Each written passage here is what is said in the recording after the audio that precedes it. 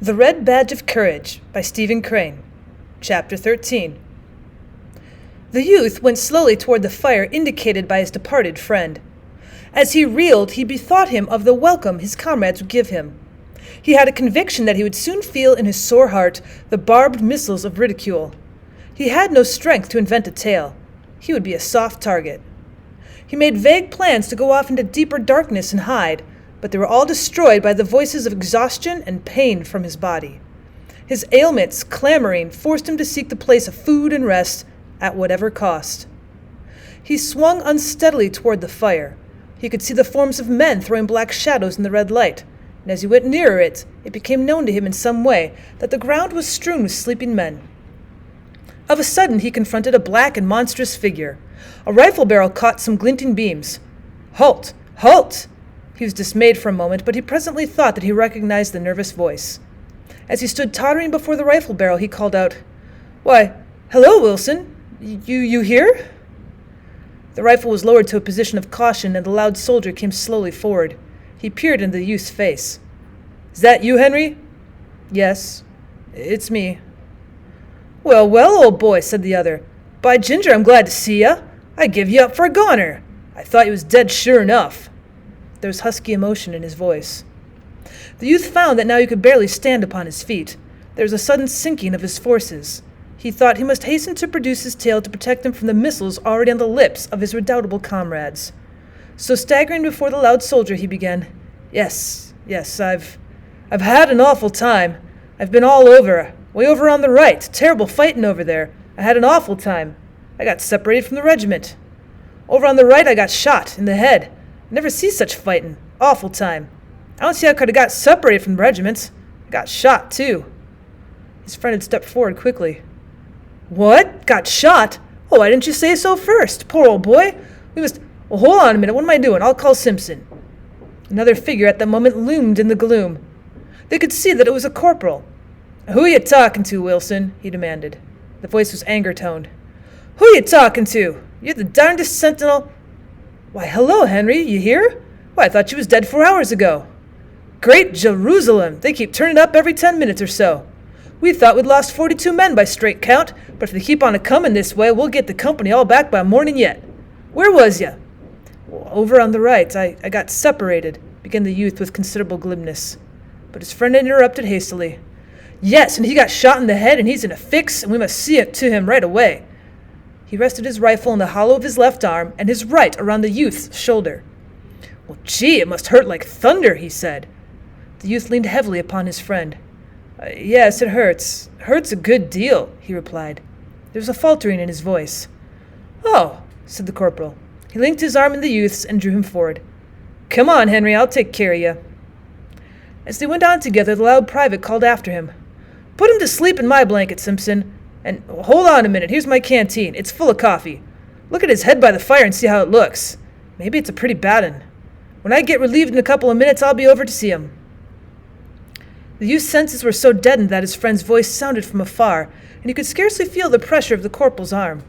He submitted passively to the latter's directing strength. His head was in the old manner hanging forward upon his breast, and his knees wobbled. The corporal led him to the glare of the fire. "Well, now, Henry," he said, "let's have a look at your old head." The youth sat obediently, and the corporal, laying aside his rifle, began to fumble in the bushy hair of his comrade. He was obliged to turn to the other's head so that the full flush of the firelight would beam upon it. He puckered his mouth with a critical air. He drew back his lips and whistled through his teeth when his fingers came in contact with the splashed blood and the rare wound. "Ah, here we are," he said. He awkwardly made further investigations. "Just as I thought," he added presently. "You've been grazed by a ball.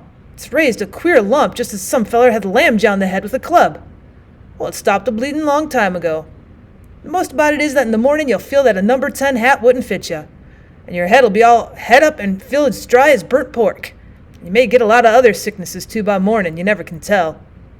Still, I don't much think so. It's just a damn good belt on the head and nothing more. Now you just sit here and don't move while I go rout out the relief, and then I'll send Wilson to take care of you."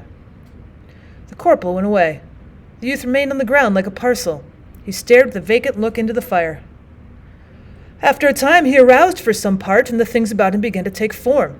He saw that the ground in the deep shadows was cluttered with men, sprawling in every conceivable posture. Glancing narrowly into the more distant darkness, he caught occasional glimpses of visages that loomed pallid and ghostly, lit with a phosphorescent glow. These faces expressed in their lines the deep stupor of the tired soldiers. Well, they made them appear like men drunk with wine. This bit of forest might have appeared to an ethereal wanderer as a scene of the result of some frightful debauch. On the other side of the fire, the youth observed an officer asleep, seated bolt upright with his back against a tree. There was something perilous in his position. Badgered by dreams, perhaps, he swayed with little bounces and starts like an old toddy-stricken grandfather in a chimney corner. Dust and stains were upon his face, and his lower jaw hung down as if lacking strength to assume its normal position. He was the picture of an exhausted soldier after a feast of war.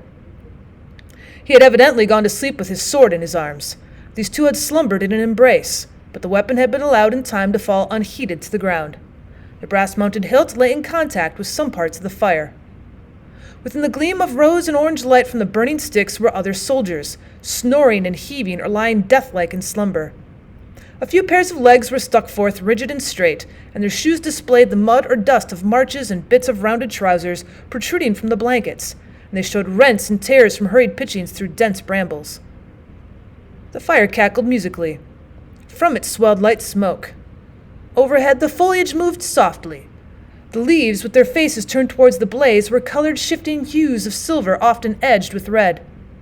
Far off to the right, through a window in the forest, could be seen a handful of stars lying like glittering pebbles on the black level of the night.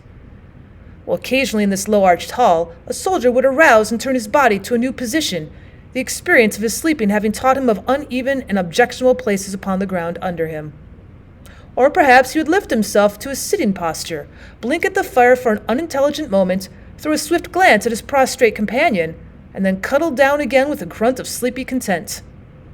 The youth sat in a forlorn heap until his friend, the loud young soldier, came, swinging 2 canteens by their light strings. "Well now, Henry, old boy," said the latter, "we'll have you fixed up in just about a minute." He had the bustling ways of an amateur nurse. He fussed around the fire and stirred the sticks to brilliant exertions. He made his patient drink largely from the canteen that contained the coffee. It was to the youth a delicious draught. He tilted his head afar back and held the canteen long to his lips. The cool mixture went caressingly down his blistered throat. Having finished, he sighed with comfortable delight. The loud young soldier watched his comrade with an air of satisfaction. He later produced an extensive handkerchief from his pocket. He folded it into a manner of a bandage and soused water from the other canteen upon the middle of it. This crude arrangement he bound over the youth's head, tying the ends in a queer knot at the back of the neck. "There," he said, moving off and surveying his deed. "You look like the devil, but I bet you feel better." The youth contemplated his friend with grateful eyes. Upon his aching and swelling head, the cold cloth was like a tender woman's hand. "You don't holler nor say nothin'," remarked his friend approvingly. "I know I'm a blacksmith at taking care of sick folks, and you never squeaked. You're a good one, Henry. Most men would have been in the hospital long ago. A shot in the head ain't foolin' business." The youth made no reply, but began to fumble with the buttons of his jacket. "Well, come now," continued his friend. "Come on. I must put you to bed and see that you get a good night's rest." The other got carefully erect, and the loud young soldier led him among the sleeping forms lying in groups and rows. Presently he stooped and picked up his blankets. He spread the rubber one upon the ground and placed the woolen one about the youth's shoulders. "There now," he said. "Lie down and get some sleep." The youth, with his manner of dog-like obedience, got carefully down like a crone stooping. He stretched out with a murmur of relief and comfort. The ground felt like the softest couch.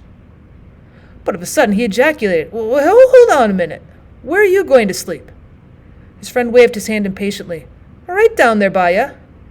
"Well, but hold on a minute," continued the youth. "What are you going to sleep in? I've got your—" The loud young soldier snarled. "Now shut up and go to sleep. Don't be making a damn fool of yourself," he said severely. After the reproof, the youth said no more. An exquisite drowsiness had spread through him. The warm comfort of the blanket enveloped him and made a gentle languor. His head fell forward on his crooked arm, and his weighted lids went softly down over his eyes. Hearing a splatter of musketry from the distance, he wondered indifferently if those men sometimes slept. He gave a long sigh, snuggled down into his blanket, and in a moment was like his comrades.